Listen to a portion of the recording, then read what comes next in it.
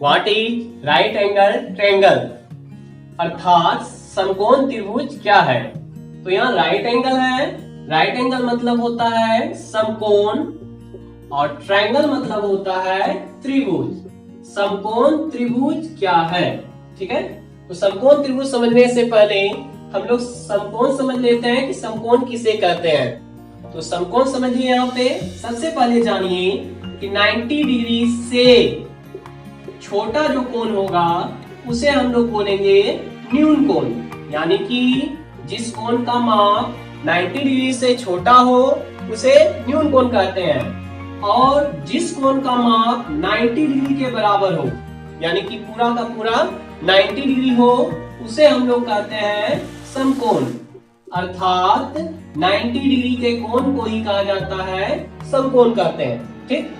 और ये भी जान लीजिए कि जिस कोण का माप 90 डिग्री से बड़ा हो, 90 डिग्री से बड़ा मतलब 120 डिग्री, 150 डिग्री, 170 डिग्री, तो उस कोण को कहते हैं अधिक कोण।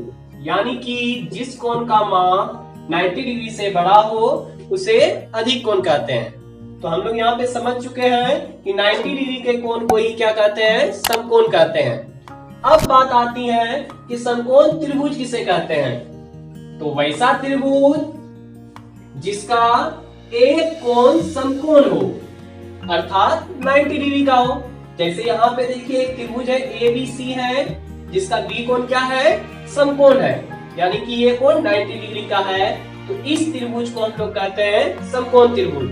यानी जिस त्रिभुज का एक कोण समकोण हो उसे समकोण त्रिभुज कहते हैं। और एक समकोण त्रिभुज में केवल एक ही समकोण होती है, और समकोण के अलावा बाकी जो दो कोण बचा वो आपका न्यून कोण होता है।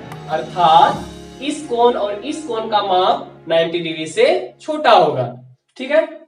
अब जानते हैं हम लोग कि समकोण त्रिभुज के कौन कौन से अंग होते हैं, यानी कि समकोण त्रिभुज के कौन कौन से अंग हैं। तो समकोण त्रिभुज के 3 अंग होते हैं, लंब, आधार और कर्ण। लंब, आधार और कर्ण होता है। लंब को इंग्लिश में कहा जाता है परपेंडिकुलर, परपेंडिकुलर कहा जाता है, इसीलिए इसको स्मॉल p से डिनोट करते हैं। आधार का इंग्लिश होता है बेस, जिसे हम लोग स्मॉल b से सूचित करते हैं। और कर्ण का इंग्लिश होता है हाइपोटेनियस, हाइपोटेनियस, इसीलिए इसे स्मॉल h से सूचित करते हैं, ठीक है। अब इसमें से जानना हमें है, इसमें से लंब कौन है, आधार कौन है और कर्ण कौन है, ठीक है। तो सबसे पहले समकोण त्रिभुज में ये जान लेते हैं कि कर्ण किसे कहते हैं। तो 90 डिग्री के सम्मुख भुजा, 90 डिग्री के जस्ट सामने में ये भुजा है ना, तो 90 डिग्री के सम्मुख भुजा को हम लोग कहते हैं कर्ण। यानी कि 90 डिग्री के सम्मुख भुजा को क्या कहते हैं, कर्ण कहते हैं। और इसके बाद मान लेते हैं कि इस त्रिभुज में ये कोण थीटा है, ये कोण आपका क्या है, थीटा है। तो थीटा कोण के सम्मुख भुजा, देखिए तो थीटा कोण के सम्मुख में कौन सा भुजा है, ए बी भुजा है ना, तो थीटा कोण के सम्मुख भुजा को हम लोग कहते हैं लंब, ठीक है। तो कर्ण ये हो गया, लंब ये हो गया, और बाकी बचा क्या आपका आधार। तो थीटा कोण के संलग्न भुजा, संलग्न मतलब जो भुजा उससे सटा हुआ है, उसे हम लोग कहते हैं आधार, ठीक है। कॉन्सेप्ट यहाँ से क्लियर रखिएगा कि 90 डिग्री के सम्मुख भुजा को कर्ण कहते हैं, थीटा कोण के सम्मुख भुजा को लंब कहते हैं, और थीटा कोण से संलग्न भुजा को हम लोग क्या कहेंगे, आधार कहेंगे, ठीक है। या फिर आधार को ऐसे भी जान सकते हैं कि जिस भुजा पर 90 डिग्री और थीटा दोनों कोण बनती हैं उसे हम लोग क्या कहेंगे, आधार कहेंगे।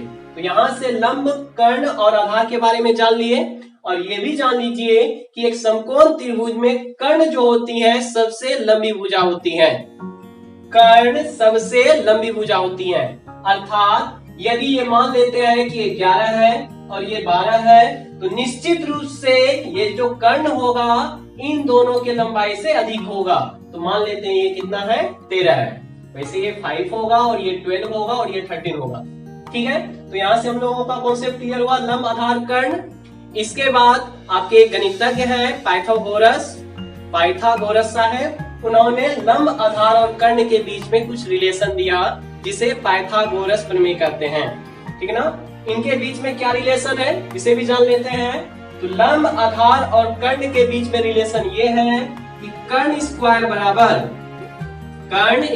बराबर होता है लंब स्क्वायर प्लस आधार स्क्वायर। लंब स्क्वायर प्लस आधार स्क्वायर, यानी कर्ण स्क्वायर बराबर लंब स्क्वायर प्लस आधार स्क्वायर। ठीक है।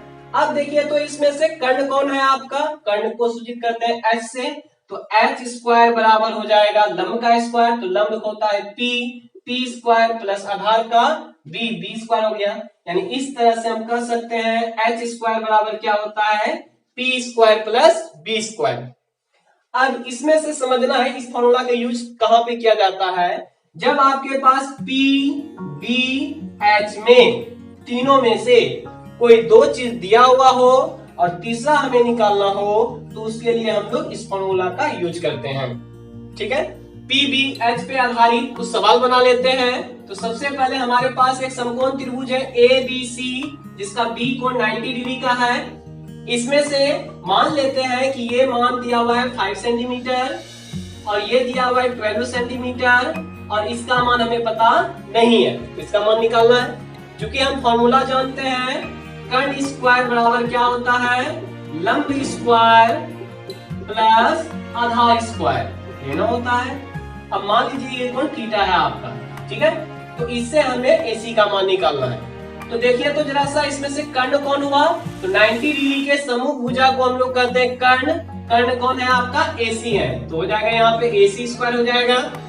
इसके बाद थीटा कोण के समूह भुजा, थीटा कोण के समूह में ये भुजा है ना, तो थीटा कोण के समूह भुजा को हम लोग कहते हैं लंब। तो लंब इसमें कौन है, ए बी है, तो यहाँ हो जाएगा A B square plus theta कोण के संलग्न भुजा को हम लोग कहते हैं आधार। तो यहाँ पे देखिए थीटा कोण ये है, इससे सटा हुआ भुजा ये है, तो ये कहलाएगा आधार। आधार हो गया आपका BC, तो ये हो गया BC स्क्वायर।